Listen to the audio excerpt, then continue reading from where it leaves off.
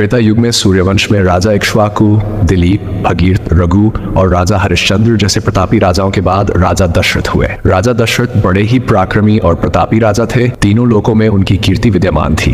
देवराज इंद्र उनके मित्र थे और उन्होंने देव और असुरों के संग्राम में देवराज इंद्र के साथ मिलकर युद्ध किया था। राजा दशरथ का साम्राज्य दिन दुगनी रात चौगुनी उन्नति पर था, लेकिन उन्हें केवल एक ही चिंता सताई जा रही थी कि उनके बाद उनके वंश का क्या होगा। राजा दशरथ की 3 पत्नियां थी, जिनमें सबसे बड़ी रानी कौशल्या थी, उनसे छोटी रानी कैकी और सबसे छोटी रानी सुमित्रा। 3 पत्नियां होने के बावजूद राजा दशरथ का कोई पुत्र नहीं था जो उनके कुल को आगे बढ़ा सके, इसलिए उन्हें अपने कुल के अंत का डर सताया रहता था। इसी विषय में उन्होंने अपने कुल ऋषि से इस समस्या का समाधान पूछा। ऋषि ने कहा, राजन, आपको पुत्र प्राप्ति के लिए पुत्रेष्टि यज्ञ करना होगा, तभी आपको संतान की प्राप्ति होगी। लेकिन उन्होंने ये भी बताया कि राजा दशरथ स्वयं यज्ञ नहीं करवा सकते। श्रृंग मुनि को प्रसन्न करना होगा जो पुत्र कामेष्टि यज्ञ के